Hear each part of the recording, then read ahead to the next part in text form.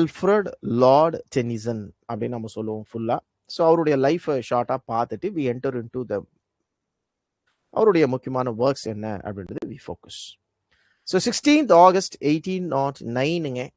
So Lincolnshire அப்படின்ற ஒரு பிளேஸில் இவருடைய பர்த் வந்து நமக்கு ரிஜிஸ்டர் ஆகுது. He was almost fourth children, almost fourth of 12ங்க. See, it's a very big family, very big family. Tennessine உடைய ஃபேமிலி வந்து ரொம்ப பெரிய ஃபேமிலி. இவர் வந்து கிராமர் ஸ்கூல் தான் போறாரு. லைக் ஷேக்ஸ்பியர், நம்ம ஷேக்ஸ்பியர் எப்படி கிராமர் ஸ்கூல் போய் எஜுகேட் ஆனாரோ அதே மாதிரி இவரும் டென்னிசனும் ஒரு கிராமர் ஸ்கூல் தான் போறாரு. கூடவே அவருடைய 2 பிரதர்ஸான ஃபெட்ரிக் சார்ல்ஸ், இவங்க 2 பேருமே அவர் கூட வந்து அந்த ஸ்கூல்ல படிக்கிறாங்க. பட் இனிஷியலாகவே he doesn't like that particular ஸ்கூலுங்க. ஸோ அதனால வந்து அங்கே வந்து இவருக்கு வந்து ஒரு ஒரு ஹாப்பினஸே கிடையாது. அங்கே அந்த லேர்னிங் பண்ணுறதுல ஒரு ஹாப்பினஸே கிடையாது. பட் இருந்தாலும் அந்த ஸ்கூல் அந்த டீன் ஏஜ்லேயே பார்த்தீங்கன்னா he contributed towards literature அப்படின்னு சொல்லலாம். ஏன்னா he read the poems of certain writers like Pope, Scott, Milton. இவங்களுடைய ஒர்க்ஸ் எல்லாத்தையும் இனிஷியலியே டென்னிசன் என்ன பண்ண ஆரம்பிச்சாரு, படிக்க ஆரம்பிச்சாரு. That made this man to enter in to literature field. இந்த லிட்ரேச்சர் ஃபீல்டுக்குள்ள வரத்துக்கு மெயின் ரீசன்ஸ் என்னன்னா, ஆரம்பத்திலேயே பார்த்தீங்கன்னா இப்போ மில்டனுக்கும் அதே தான் நடந்தது. ஸ்கூல் படிக்கும் போதே அவருடைய ஹெட் மாஸ்டரான அலெக்சாண்டர் கில் என்ன பண்ணாரு, அவர் ஸ்கூல் படிக்கும் போதே நிறைய லிட்ரேச்சர் புக்ஸ் அவருக்கு கொடுத்து படிக்க வச்சாரு. அதுல அவருக்கு இன்ட்ரெஸ்ட் கிரியேட் ஆக ஆரம்பிச்சது. சிமிலர்லி இங்க இவரு ஸ்கூல் லெவல்லையே இந்த புக்ஸ் எல்லாம் படிக்கிறாரு. மில்டனோடது, ஸ்காட்டோடது இதெல்லாம் படிக்கிறாரு. லிட்ரேச்சர் மேல அந்த தர்ஸ்ட் ஆட்டோமேட்டிக்கா வருது. One of the very influential poet of Tennyson. டென்னிசனுக்கு ரொம்ப இன்ஃப்ளூயன்ஸ் ஆன ஒரு ரைட்டர் அப்படின்னா அவர் வந்து Byron, who belongs to romantic பீரியட்ல இருக்கிற பைரன். ஒரு நேச்சரை ஃபோக்கஸ் பண்ணி எழுதின ஒரு ரைட்டர். ரொம்ப நாள் அவர் வந்து லிட்ரேச்சர்ல ஃபோக்கஸ் பண்ணலை அப்படின்னாலும் certain works it's very important, and as well he is a revolutionary poet. That is very very important. So Byron வந்து ஒரு revolutionary thought உள்ள ஒரு person. ரெவல்யூஷன் அப்படின்னா நமக்கு தெரியும் ரிவோல்ட். ஸோ அதுலேருந்து வந்த வார்த்தை தான். ஸோ அப்போது அவருடைய மைண்ட் எப்படி இருக்கும் அப்படின்னா அந்த மாதிரியான ஒரு பர்சன் தான் அவர். ரொம்ப ஈகோ பிடிச்ச ஒரு பர்சன் பைரன். அவரை ஒரு இன்ஃப்ளூயன்ஸாக வச்சுட்டு இருக்காரு டென்னிசன் அவருடைய யங் ஏஜை பொறுத்த வரைக்கும். 1824 அந்த பீரியட் ஆஃப் டைமில் டென்னிசனுடைய ஃபாதர் வந்து என்ன ஆகுது, கொஞ்சம் அவருக்கு உடம்பு சரியாமல் போகுது.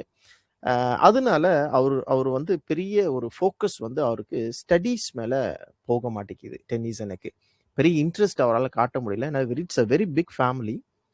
ஸோ ஃபேமிலியை பார்த்துக்கிறதோ இல்லை ஃபேமிலியுடைய அந்த பேர்டன் இவர் மேலே கொஞ்சம் வர ஆரம்பிக்குது. பிகாஸ் அப்பாவுக்கு உடம்பு சரியாமல் போனதுனால அந்த ஃபேமிலியை பார்த்துக்கிற ஒரு சிச்சுவேஷனில் இவரும் வர ஆரம்பிக்கிறார். ஒரு டிப்ரெஸ்டு ஸ்டேட்டுக்கு போகும்போது தான் இவர் எழுத ஆரம்பிக்கிறாரு. முதல்ல போயம்ஸ் அப்படின்னு சொல்லிட்டு ஒரு கலெக்ஷன் எழுதுறாரு. அது அவர் தனியாக எழுதலை. இவர் வந்து யார் கூட எழுதுறாருன்னா அவருடைய பிரதர்ஸ் கூட எழுதுறாரு. அவங்க 2 பிரதர்ஸ் கூட தான் இவர் இதுக்கு போயிருந்தார், என்ன கிராமர் ஸ்கூலுக்கு போயிருந்தார் இல்லைங்களா. அதனால தான் முன்னாடியே அவர் நேமை மென்ஷன் பண்ணியிருக்கோம். அவங்க 2 பிரதர்ஸ் கூட தான் ஒரு கலெக்ஷன் எழுதுறாரு. அங்கே அவர் எழுதும் போது அவர் கொஞ்சம் அந்த மேபி இது எல்லா ரைட்டர்ஸ்க்கும் இருக்கிற ஒரு விஷயம் தான் இந்த எக்ஸ்பிரிமெண்டல் பாயிண்ட் அப்படின்னு சொல்லுவோம். முன்னாடி எழுதும் போது இருக்கிற சில விஷயங்கள். ஏன்னா டென்னிசனுடைய லைஃப் நீங்கள் எடுத்து பார்த்துட்டீங்க அப்படின்னா அவருடைய போயம்ஸ் மேலே நிறைய கிரிட்டிசிசம்ஸ் வந்தது. ஈவன் ஷெல்லிக்கு வந்த மாதிரி நிறைய கிரிட்டிசிசம்ஸ் வந்தது. நிறைய போயம்ஸ் இவர் வந்து தப்பாக எழுதுறாரு அப்படின்லாம் நிறைய கமெண்ட்ஸ்லாம் வந்தது. அதனால அவர் எழுதுறது அப்படியே விடலை. என்ன பண்ணாரு அப்படின்றது கீழே மென்ஷன் பண்ணியிருக்கேன், நீங்களே பாருங்களேன். ஒரு வால்யூம் அவர் பப்ளிஷ் பண்ணியிருப்பாரு. ஆனால் அந்த வால்யூமில் தப்பு இருக்குது, இந்த போயம்ஸ்லாம் சரியில்லை அப்படின்னு சொல்லவும் அந்த வால்யூம்ஸ் இவர் என்ன பண்ணியிருப்பாரு, ரிவைஸ் பண்ணியிருப்பார். That is very important. அந்த வால்யூம் அப்படியே விட்டுட்டு புது வால்யூம் நல்லா எழுதலாம் அப்படின்லாம் யோசிக்கல டென்னிசன். என்ன பண்ணுறாரு, அந்த வால்யூமை மறுபடியும் ரிவைஸ் பண்ணுறாரு. சில போயம்ஸ் எல்லாம் அதில் ரிவைஸ் பண்ணுறாரு. மறுபடியும் புது வால்யூமும் எழுதுறாரு. அந்த தப்பை சரி பண்ணணும் அப்படின்னு நினைக்கிறார். ஆர்தர் ஹாலம் இவருடைய ஃப்ரெண்டுங்க. ஸோ இவர் வந்து ஒரு ஹிஸ்டாரியனுடைய பையன். ஹிஸ்டாரியன் அப்படின்னா தெரியும், இந்த ஹிஸ்ட்ரி மேலே பற்றுள்ள ஒரு பர்சன். அவருடைய பையன். ஏன்னா இவருடைய டெத்துக்கு தான் பின்னாடி வந்து டென்னிசன் அவருடைய போயம்ஸ்ல மென்ஷன் பண்ணியிருப்பார் Arthur Hallam. Because he was very close to Tennyson அப்படின்னு சொல்லலாம். டென்னிசன் 1829 ஒரு காலேஜ் படிக்கும் போது ஒரு போயம் எழுதுறாரு, டிம்பக்டு அப்படின்னு.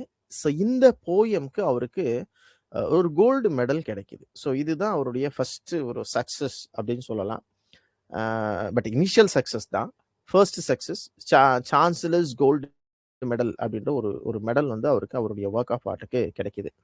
உடம்பு சரியாம இருக்கிற அவருடைய ஃபாதர் 1831ல இறந்து போறாரு. அதனால அவர் இறந்த பிறகு தான் தெரியுது டென்னிசனுக்கு அவங்க அப்பா பேர்ல நிறைய கடன் இருக்கு அப்படின்னு தெரியுது. ஸோ இந்த கடன் அடைக்கிறதுக்கு என்ன பண்றதுன்னு தெரியாம he started going to job after quitting his studies. நல்லா புரிஞ்சுக்கோங்க, அவர் பாதையிலேயே அவருடைய எஜுகேஷனை நிறுத்திட்டு வேலைக்கு போக ஆரம்பிக்கிறாரு. அவருடைய கிராண்ட் ஃபாதர் கொஞ்சம் ஃபினான்ஷியலாக சப்போர்ட் பண்ணுறாரு, டென்னிசனை ஃபினான்ஷியலாக சப்போர்ட் பண்ணுறாரு. பட் இருந்தாலும் பெரிய ஃபேமிலியை கொண்டு போகணுன்றதுக்காக அவருடைய படிப்பை விட்டுட்டு he started moving to job அப்படின்னு சொல்லலாம். 32ல ஒரு வால்யூம் ஆஃப் ஹிஸ் போயம்ஸ் எழுதுறாரு. ஸோ இந்த பீரியட் ஆஃப் டைம்ல நிறைய ரைட்டர்ஸ் பார்த்தீங்கன்னா வால்யூம்ஸாக தான் இனிஷியலாக போயம்ஸ் எழுதியிருப்பாங்க. அதுக்கப்புறம் தான் இண்டிவிஜுவல் போயம்ஸ் வந்து நமக்கு சக்ஸஸ் கொடுத்துருக்கும். இனிஷியலாக வால்யூம்ஸ் ஆஃப் போயம்ஸ் தான் நிறைய பேர் எழுதுவாங்க. இன்னும் சொல்ல போனோம் அப்படின்னா அந்த டைட்டில் கூட பார்த்தீங்கன்னா போயம்ஸ் அப்படின்னு இருக்கும். அப்போ இவரும் போயம்ஸ்னு எழுதியிருப்பாரு, இன்னொரு ரைட்டரும் போயம்ஸ் அப்படின்ற டைட்டில் எழுதியிருப்பாங்க. அப்போ இந்த போயம்ஸ் அப்படின்றது காமன் டைட்டிலாக இருக்கும், நிறைய ரைட்டர்ஸ் எழுதியிருப்பாங்க. அதனால இதை கன்ஃபியூஸ் ஆகிக்க வேண்டாம். ஸோ இந்த volume of his poems 1833 publish ஆகுது. அதில் வந்து the lotus eaters, the lady of the Shalott, இந்த மாதிரி முக்கியமான போயம்ஸ்லாம் சிலது அதில் வருது. இருந்தாலும் த குவார்ட்டர்லி ரிவ்யூ, இந்த குவார்ட்டர்லி இது எல்ஒய் மாற்றிக்கோங்க. இந்த குவார்ட்டர்லி ரிவ்யூ என்ன பண்ணுது, இதுதான் ஒன்று மேகசின் இல்லையா, இதை வந்து நிறைய அட்டாக் பண்ணுது, டென்னிசனுடைய போயம்ஸை நிறைய அட்டாக் பண்ணுது. அதனால டிப்ரெஸ் ஆயிடுறாரு. இப்போ ஒரு விஷயம் நம்ம பண்ணுறோம், அதில் நிறைய குறை கண்டுபிடிச்சா அது மேலே நமக்கு வந்து ஒரு பெரிய ஒரு இன்வால்மெண்ட் வராது இல்லைங்களா. சிமிலர்லி டென்னிசன் முதல்ல அந்த வால்யூம் ஆஃப் போயம்ஸ் பப்ளிஷ் பண்ணும்போது இந்த குவார்ட்டர்லி ரிவ்யூ வந்து நிறைய அட்டாக் பண்ணிச்சு டென்னிசன் மேலே. பட் இருந்தாலும் he never gave up. என்ன பண்றாரு பாருங்க, he continued to revise his old poems and compose new ones. பழச அப்படியே கமெண்டோட அப்படியே நெகட்டிவ் கமெண்ட்லயோ அட்டாக்ஸ்லயோ அப்படியே விட்டுறாம அதை ரிவைவ் பண்ணணும்னு நினைக்கிறாரு, அதை திருத்தி மாத்தி எழுதணும்னு நினைக்கிறாரு. அதையும் பண்றாரு. At the same time another set of poems என்ன பண்றாரு, அவரு கம்போஸ் பண்றாரு. ஸோ இதுதான் டென்னிசன். 33ல அவருடைய ஃப்ரெண்டான ஹேலமுடைய என்கேஜ்மெண்ட் வந்து நடக்குதுங்க. பட் அன்ஃபார்ச்சுனேட்லி ஹேலம் வந்து வெய்னாக்கு போகும்போது, Vienna it's a name of a place, அங்கே செப்டம்பர் மந்த் போகும்போது அங்கே வந்து சடனாக அவர் இறந்து போயிடுறாரு. This was very big shock for this particular person Tennyson. தன்னுடைய ஃப்ரெண்டு திடீர்னு அன்எக்ஸ்பெக்டடாக இறந்துடுறாரு அப்படின்றது ஒரு தாங்க முடியாத ஒரு துயரத்தை கொடுக்குது. இதை ஆட் பண்ற விதமா அவருடைய பிரதர்ஸான எட்வர்ட், சார்ல்ஸ், செப்டிமஸ் இவங்களுடைய மென்டல் இல்னஸ்ங்க. ஸோ மென்டலா தி வேர் நாட் ஸ்டேபிள் அப்படின்ற மாதிரியான ஒரு சுச்சுவேஷன். ஸோ இந்த பீரியட் ஆஃப் டைம் கம்ப்ளீட்டா டிப்ரெஸ்டு ஸ்டேட்டுக்கு தள்ளப்படுறாரு டென்னிசன். இருந்தாலும் இந்த பீரியட்ல அவர் எழுதுற சர்டைன் போயம்ஸ் அப்படின்னா த டூ வாய்ஸஸ், யுலிசியஸ், இதெல்லாம் அந்த பீரியட் ஆஃப் டைம்ல எழுதுறாரு. இன் மெமோரியம். ஸோ இந்த போயம் வந்து ரொம்ப முக்கியமான போயம், நாம ஞாபகம் வச்சுக்க வேண்டிய போயம். ஏன் அப்படின்னா இதுதான் டென்னிசனுடைய கெரியர்ல ஒரு டேர்னிங் பாயிண்ட் அப்படின்னு நம்ம சொல்லலாம். ஏன்னா இந்த போயம்ல சில ஸ்டான்ஸா சில ஸ்டான்ஸாஸ் யாருக்கு டெடிகேட் பண்ணி எழுதியிருப்பாரு அப்படின்னா அவருடைய ஃப்ரெண்டான ஹேலம்க்கு டெடிகேட் பண்ணி எழுதியிருப்பார். ஏன்னா அவருடைய ஃப்ரெண்ட் இறந்து போயிருப்பாரு. அவர் இறந்து போன அந்த ஞாபகத்துல சில stanzas, not all the complete poem, some few stanzas mentioned or dedicated to his dead friend Hallam அப்படின்றது ஞாபகம் வச்சுக்க. 1842, as I said, he published a volume called Poems. So இந்த வந்து டைட்டில், Poems அப்படின்றது டைட்டில். ஸோ இது 30, 32 இதில் எல்லாத்தையும் எழுதுனது எல்லாத்தையும் சேர்த்து அவரு பப்ளிஷ் பண்றாரு.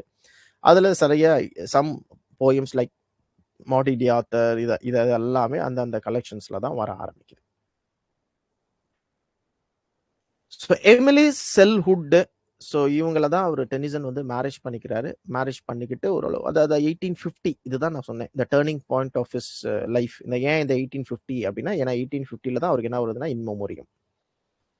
இது வரைக்கும் பெரிய அளவுக்கு ரீச் ஆகாத நம்ம டென்னிசன் இன் மெமோரியம் எழுதின பிறகு அவருடைய லைஃப் வந்து கம்ப்ளீட்டா மாற ஆரம்பிக்குது. ஏன்னா இது வரைக்கும் அந்த அந்த சஃபரிங் ஸ்டேட்லயே அந்த ஃபேமிலியை வச்சிருந்த அந்த டென்னிசனுடைய கேரியர் வந்து மாற ஆரம்பிக்குது. இந்த இன் மெமோரியம் போயம் எழுதின உடனே it was very good success, ஒரு கிரேட் சக்சஸ்ங்க. இதோடைய விளைவு என்ன ஆகுது அப்படின்னா, த குவீன் விக்டோரியா என்ன பண்றாங்க, இவரை கூப்பிட்டு பிரைஸ் பண்றாங்க. அந்த அந்த பர்டிகுலர் போயம்காக குவீன் விக்டோரியாவை என்ன பண்றாங்க, கூப்பிட்டு பிரைஸ் பண்றாங்க. அப்போ குவீன் விக்டோரியாவோட ஒரு நல்ல ஃப்ரெண்ட்ஷிப் இவருக்கு பில்ட் ஆக ஆரம்பிக்குது. இதுக்கு முன்னாடி யார் யாரு எந்தெந்த ரிவ்யூஸ்லாம் ஒரு ஒரு ஒரு மாதிரி அட்டாக்கான ஒரு ரிவ்யூஸ் கொடுத்துருந்தாங்களோ, அந்த ரிவ்யூவர்ஸ் எல்லாருமே பார்த்தீங்கன்னா ஒரு பாசிட்டிவான, ஈவன் பப்ளிக் ஆல்சோ ஒரு பாசிட்டிவான ஒரு ரிவ்யூ வந்து இந்த பர்டிகுலர் போயம் இன் மெமோரியம்க்கு கொடுக்க ஆரம்பிக்கிறாங்க. குவீன் விக்டோரியாவோட ஒரு நல்ல ஃப்ரெண்ட்ஷிப் வந்ததுனால he was also appointed as a poet laureate. So இங்கிலாந்துடைய போயட் லாரட்டாவே என்ன பண்றாரு, அரசவை கவிஞர் அப்படின்னு நம்ம சொல்லுவோம் இல்லைங்களா, அந்த பதவி வந்து இவருக்கு கிடைக்குது. அவருடைய லைஃப்லயே ஒரு பெரிய சேஞ்ச், ஒரு மாற்றம் 1850க்கு அப்புறம் நடக்குது. மேரேஜ்ல 2 பாய்ஸ். ஸோ ஒன்று ஹேலம், அவருடைய ஃப்ரெண்டு உடைய பேரு ஹேலம் அப்படின்னு வச்சிருக்கிறாரு. இன்னொன்று லயனல் அப்படின்னு வச்சிருக்கிறாரு. And some poems like brigade, Maud, இது எல்லாமே பார்த்தீங்கன்னா சர்டைன் அதர் ஒர்க்ஸ் ஆஃப் நம்ம டென்னிசன் அப்படின்னு சொல்லலாம். சர்டைன் இம்பார்ட்டன்ட் ஒர்க்ஸ் அப்படின்னு எடுத்துக்கோம்னா, Idylls of the king, Enoch of Arden, queen Mary, ஒரு பொயட்டிக் ட்ராமா. அதுக்கப்புறம் ஒரு short poem like crossing the bar. அதுக்கப்புறம் அவருடைய டெத் வந்து 1892 அப்படின்றது அவருடைய டெத் அப்படின்றது காசு ஆகுது. ஸோ சர்டைன் ஒர்க்ஸ் டென்னிசன், அவருடைய டேர்னிங் பாயிண்டான in memoriam, certain works like lady of the Shalott, idylls of the king, Ulysses. So இதெல்லாம் பெஸ்ட் ஒர்க்ஸ் ஆஃப் டென்னிசன். இதை பற்றின சர்டன் டீட்டெயில்ஸு, இதை பற்றின அந்த பப்ளிகேஷன்ஸு, இதெல்லாம் பேசிக்காக ஞாபகம் வச்சுக்கோங்க. That is very important. இந்த ரொமான்டிக் பீரியட்ல வேர்ட்ஸ்வர்த், கால்ரிட்ஜ் அப்படின்னு ஒரு ஒரு ஒரு ஒரு காம்பினேஷன் நம்ம பார்த்துருப்போம். சிமிலர்லி இந்த பீரியட் ஆஃப் டைம்லையும் நமக்கு டென்னிசன், ப்ரௌனிங் அப்படின்ற ஒரு காம்பினேஷன் இருக்கு. ஸோ 2 பேருமே தே கான்ட்ரிபியூட்டட் திஸ் ஈரா அப்படின்னு சொல்லலாம். அவங்களுடைய ஒர்க்ஸ்னால they contributed much towards Victorian period அப்படின்னு சொல்லலாம். ஏன்னா அந்த அளவுக்கு தே ரியலி நேம்ட் லிட்ரேச்சர் அப்படின்னு சொல்லலாம். ஸோ பவுலின் அப்படின்றது ப்ரௌனிங்குடைய ஃபர்ஸ்ட் ஒர்க்கு. 20 வயசு இருக்கும் போது எழுதினார். நீங்க யோசிச்சு பாருங்க, நாமலாம் 20 இயர்ஸ்ல என்ன பண்ணியிருப்போம் அப்படின்ட்டு. But he wrote a poem called Pauline. And next he started writing Paracelsus அப்படின்ற ஒரு போயம். ஸோ இட் வாஸ் ஒரு ஸ்மால் போயம், ஷார்ட் போயம்ஸாக தான் எழுதுறாரு. ஏன்னா ராபர்ட் ப்ரௌனிங் அப்படின்னாவே நமக்கு என்ன ஞாபகம் வரும் அப்படின்னா ட்ராமாட்டிக் மோனோலாக்ஸ் ஞாபகம் வரும். Because he is famous for his dramatic monologues. But இனிஷியலாகவே அவர் ட்ராமாட்டிக் மோனோலாக் எழுத ஆரம்பிக்கல, அது தெளிவாக புரிஞ்சுக்கோங்க. இனிஷியலாக ஒரு போயம்ஸ் தான் எழுதுறாரு, நார்மல் போயம்ஸ் தான் எழுதுறாரு. அதுக்கப்புறம் தான் செகண்ட் ஹாஃப்ல தான் அவர் வந்து ட்ராமாட்டிக் மோனோலாக் எழுதுறாரு. ட்ராமாட்டிக் மோனோலாக் அப்படின்னா it is also a kind of a poem. Monologue அப்படின்னா தெரியும், ஒருத்தர், சிங்கிள் பர்சன். மோனோலாக் ஒருத்தர் பேசுறது, டிராமாவோட மாதிரி ஒருத்தர் பேசுறது. அப்போ ரிமைனிங் மெம்பர்ஸ் யாருன்னா லிசனர்ஸ். தேர் ஆல் ஜஸ்ட் சைலண்ட் லிசனர்ஸ். அப்போ அந்த ஒரு போயம் எடுத்துக்கிட்டீங்க அப்படின்னா, ஒரு போயம்ல ஒருத்தர் மட்டும் பேசுற மாதிரி இருக்கும். ஆனா லிசனர்ஸ் இருப்பாங்க, யார்ட்டையோ பேசுறாரு, ஆனா அந்த லிசனர் வந்து சைலண்டா தான் இருப்பான். அதுதான் ட்ராமாட்டிக் மோனோலாக். அப்ப இதுல ஃபேமஸ் ஆற ஒரு பர்சன் தான் யாரு அப்படின்னா Robert Browning. So Robert Browning is famous for dramatic monologue, especially in this era, Victorian period. So Sordello, Christmas eve, Easter day, men and women, dramatic personage. So இதெல்லாம் certain important works of Robert Browning. Even Robert Browning wrote some plays. So பிளேஸும் அவர் எழுதியிருக்கிறாரு. But இருந்தாலும் ஒரு long poem, Pauline, Paracelsus and by the fireside. So இதெல்லாம் just known about the names of the போயம்ஸ்ங்க. இந்த poems உடைய names தெரிஞ்சுக்கோங்க, அதை எதை பத்தி அப்படின்றத தெரிஞ்சுக்கோங்க. ஏன்னா சம்டைம்ஸ் நமக்கு இந்த போயம்ஸ் எல்லாம் நமக்கு மைண்ட்ல நிற்காது. பட் எங்கேயாவது பார்க்கும்போது இது ப்ரௌனிங் எழுதுனது, இது டென்னிசன் எழுதுனது அப்படின்னு ஞாபகம் வரணும்.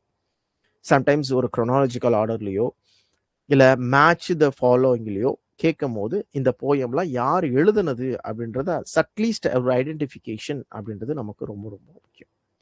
So rabi pen extra, ஆப்வாகர், ஃபேரல், so இதெல்லாம் ஃபேமஸ் ட்ராமாட்டிக் மோனோலாக்ஸ் ஆஃப் நம்ம ப்ரௌனிங்க. அவருடைய ஒரு ஒரு ஒரு ஒரு ஒரு பீரியட் ஆஃப் டைமுக்கு அப்புறம் தான் அந்த ட்ராமாட்டிக் மோனோலாக் அப்படின்ற ஒரு பாயிண்ட்டுக்குள்ளே போகிறாரு. அந்த ட்ராமாட்டிக் மோனோலாகை என்ன பண்ணுறாரு, அவர் ஃபோக்கஸ் பண்ண ஆரம்பிக்கிறாரு. அதுலேயும் பாப்புலரும் ஆகுறாரு Robert Browning. So tennessine, Robert browning ரொம்ப ரொம்ப முக்கியமாக மிஸ் பண்ணக்கூடாத ரைட்டர்ஸ். லிட்ரேச்சரில் ஒரு பெரிய ரோலை ப்ளே பண்ண ஒரு பர்சன் வந்து யாருன்னா அர்னால்டு, மேத்யூ அர்னால்டு. பட் ஆனால் இவரை வந்து இங்கே நம்ம லிட்ரேச்சரில் தான் பார்க்குறோம், ஐ மீன் பொயட்ரியில் பார்க்குறோம். பட் ப்ரோஸில், ஐ மீன் கிரிட்டிசிசமில் ஹி மேட் ஹிஸ் நேம் அப்படின்னு நம்ம சொல்லலாம். ஏன்னா யூனிட் 9ல் நம்ம அர்னால்டை பற்றி பார்க்க போகிறோம். அப்போ கிரிட்டிசிசமில் ஒரு பெரிய ரோலை ப்ளே பண்ண ஒரு நேம் யாருக்கு போகும் அப்படின்னா நம்ம மேத்யூ அர்னால்டுக்கு போகும். ஏன்னா ஒரு குறிப்பிட்ட பீரியட் வரைக்கும் அரிஸ்டாட்டில் தான் ஒரு பெரிய நேமாக இருந்தார் இந்த நம்ம இங்கிலீஷ் ரைட்டர்ஸ்க்கு. ஏன்னா அவர் சொல்லிட்டாரா, அரிஸ்டாட்டில் சொல்லிட்டாரா, ரைட், அதை நம்ம அப்படியே ஃபாலோ பண்ணலாம் அப்படின்ட்டு. பட் அர்னால்டுடைய ஒர்க் ஆஃப் ஆர்ட் வந்த பிறகு, கிரிட்டிக்கல் ஒர்க்ஸ் வந்த பிறகு அர்னால்டுடைய நேம் அப்படின்றது எல்லா இடத்துக்கும் போக ஆரம்பிச்சிச்சு. ரைட், அர்னால்டு சொல்லிட்டாரா, ரைட், அதை நம்ம கரெக்டாக தான் இருக்கும், ஃபாலோ பண்ணலாம் அப்படின்ற அளவுக்கு போக ஆரம்பிச்சிச்சு. அந்த அளவுக்கு அவருடைய எஸ்ஸேஸ் இன் கிரிட்டிசிசம் பெரிய நேமை கொடுத்தது அப்படின்னு நம்ம சொல்லலாம். ஒரு கிரேட் ஸ்காலருங்க. ஒரு கிளாசிக்கலாக அவருடைய அட்மிரேஷன் டுவர்ட்ஸ் கிரீக்கா இருந்தாலும் இவருடைய தாட்டை அழகாக போயம்ஸை பொறுத்த வரைக்கும் தி ஸ்ட்ரேடர் லெவலர் அண்ட் அதர் போயம்ஸ் வந்து இவருடைய ஃபர்ஸ்ட் வால்யூம் ஆஃப் போயம்ஸாக இருக்கு. அண்ட் 1853 ஆல்மோஸ்ட் இவருடைய ப்ரோஸ் ஒர்க்கும் ஸ்டார்ட் ஆக ஆரம்பிக்குது. எஸ்பெஷலி கிரிட்டிசிசம்ல இவருடைய ஃபோக்கஸ், கிரிட்டிசிசம்ல இவருடைய ரைட்டிங்ஸை ஹைலைட் பண்ண ஆரம்பிக்கிறாரு. He is also famous for giving a definitions. நிறைய பேர் டெஃபனிஷன்ஸ் கொடுத்துருக்குறாங்க. வேர்ட்ஸ்வர்த் கூட கொடுத்துருக்கிறாரு பொயட்ரிக்கு டெஃபினிஷன். அதே மாதிரி பொயட்ரிக்கு ஒரு டெஃபினேஷனை கொடுத்த மேத்யூ அர்னால்ட். அவரை பொறுத்த வரைக்கும் பொயட்ரி அப்படின்றது it is nothing but criticism of life. So this is the definition given by Matthew Arnold to poetry. Certain narrative poems also he has written. Wordsworth டைரக்டா இன்ஹெரிட் பண்ணி எழுதின ஒரு ஆத்தர் தான் நம்ம அர்னால்ட். இவருடைய பெஸ்ட் போயம்ஸ்ல ஒரு ஒரு ஒரு கைண்ட் அப்படின்னா அது வந்து பாஸ்டரல் எலிஜிஸ். இது நம்ம கேள்விப்பட்டிருப்போம். எலிஜினா தெரியும் சார், அதனா பாஸ்டரல் அப்படின்னா, பாஸ்டர் அப்படின்னா இட் இஸ் ஆல் அபவுட் ஒரு ஒரு ஒரு ஒரு மெடோ, ஒரு லைஃப் ஆஃப் அ ஷெப்பர்டு. அப்போ ஷெப்பர்டு எங்கே இருப்பான்? சிட்டியில் கார் ஓட்டிட்டு இருப்பானா? இல்லை. அப்போ ஷெப்பர்டு எங்கே இருப்பான்? ஒரு ரூரல் பேக்ரவுண்டு, ஒரு ஒரு ஒரு புல்வெளி நிறைஞ்ச ஒரு இடம், அங்கே ஆடோ மாடோ எதையோ ஒன்று மேய்ச்சிட்டு அப்படியே அவனுடைய சரௌண்டிங்ஸ் பார்த்தீங்கன்னா ஒரு ரூரல் அட்மாஸ்ஃபியரில் இருக்கும். அதுதான் பாஸ்டரல் அப்படின்னு சொல்லலாம். அப்போ இவருடைய போயம்ஸ் எடுத்து பார்த்தீங்க அப்படின்னா அவருடைய பேக்ரவுண்ட் பார்த்தீங்கன்னா இந்த பாஸ்டரல் அட்மாஸ்ஃபியரில் தான் இருக்கும். வெதர் ஸ்காலர் ஜிப்சி நீங்கள் எடுத்துக்கோங்க, இல்லைன்னா தாரிசஸ் எடுத்துக்கோங்க, இது எல்லாமே இந்த பாஸ்டரல் ஃபார்மில் தான் அவருடைய போயம்ஸ் எழுதியிருப்பாரு. அண்ட் ரக்பி சாப்பல் கொஞ்சம் வித்தியாசமான ஒரு ஒர்க் ஆஃப் ஆர்ட். ஏன்னா கம்ப்ளீட்டாக this work is dedicated to his father. அர்னால்டுடைய ஃபாதருக்காக டெடிகேட் பண்ண ஒரு ஒர்க் தான் ரக்பி சாப்பல் அப்படின்ற ஒரு, ஏன்னா அவருடைய ஞாபகத்தில் எழுதின ஒரு. பட் இந்த போயம் எழுதும் போது அவருடைய ஃபாதர் இஸ் நோமோர் அப்படின்னா அவர் ஃபாதர் வந்து உயிரோட இல்லை. பட் இருந்தாலும் ஹி ஃபோக்கஸ்ட், அவருடைய ஞாபகத்தில் இந்த போயம் வந்து எழுதியிருக்கிறாரு. So Dover beach a very simple poem. I think நிறைய இடத்துல அது ப்ரிஸ்கிரைப் பண்ணியிருக்கிற ஒரு போயமாக இருந்திருக்கு. அப்போது அர்னால்டு ஆஸ் அ போயட்டாக பார்க்கும்போது we can see some pastoral poems or some small lyrical poems and all that. But ஒரு கிரிட்டிக்கல் ரைட்டரா, ஒரு ப்ரோஸ் ரைட்டரா பார்க்கும்போது Arnold is great. Arnold is double great அப்படின்னு நம்ம சொல்லலாம். அதை நம்ம we will see in prose also. D.G. Rossetti, or we call it as Dante Gabriel Rossetti. லிட்ரேச்சர்ல இந்த ஃப்ரீ ராஃபலைட் மூமெண்ட் அப்படின்னு ஒன்று இருக்கு. ஸோ ஃப்ரீனா பிஆர்இ, ஃப்ரீனா பிஃபோர்னு அர்த்தம். ராஃபல் அப்படின்னா is a painter, is a very famous painter இல்லைங்களா. அவருக்கு முன்னாடி இருக்கிற சர்டைன் குரூப் ஆஃப் பீப்புள் அப்படின்னு அர்த்தம்.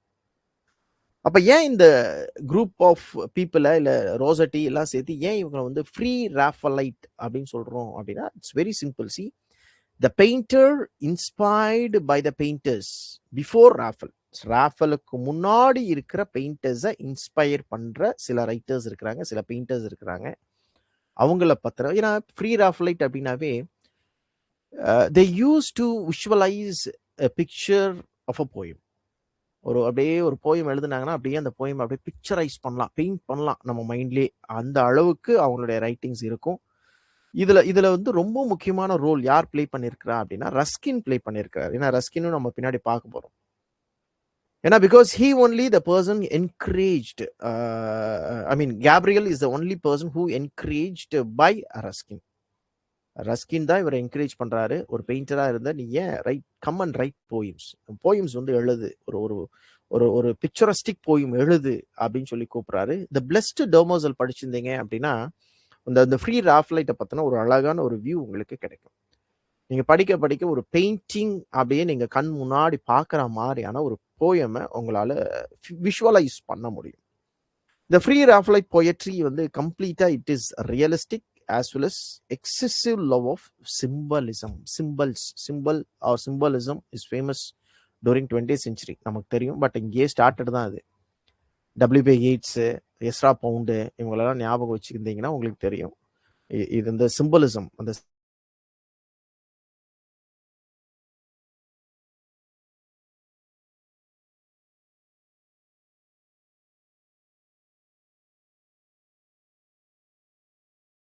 பார்க்க போறோம்.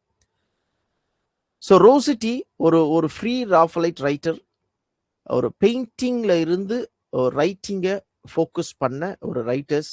அந்த விஷுவலைசேஷனை அந்த போயம்ல அவங்களால கொடுக்க முடியும், சர்டன் ரைட்டர்ஸால கொடுக்க முடியும். அந்த ரைட்டர்ஸ் எல்லாத்தையுமே நாம என்னன்னு சொல்லுவோம், ஃப்ரீ ராஃபலைட்ஸ் அப்படின்னு சொல்லுவோம். இந்த ரோசிட்டியை லிட்ரேச்சருக்குள்ள கொண்டு வந்தது யாரு அப்படின்னா ஜான் ரஸ்கின் அப்படின்ற ஒரு பர்சன்.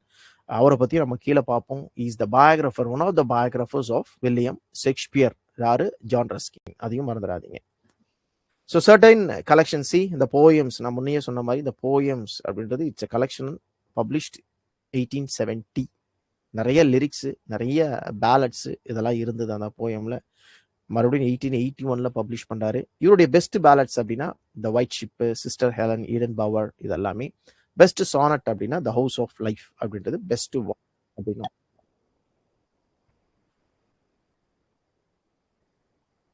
ஸ்வின்பர்ன்ங்க, இவரு ஏசி ஸ்வின்பர்ன் அப்படின்னு ஷார்ட்டா நிறைய புக்ல இருக்கும். அவருடைய ஃபுல் நேம் நான் கொடுத்துருக்கேன், ஆல்கர்னன் சார்ல்ஸ் ஸ்வின்பர்ன்.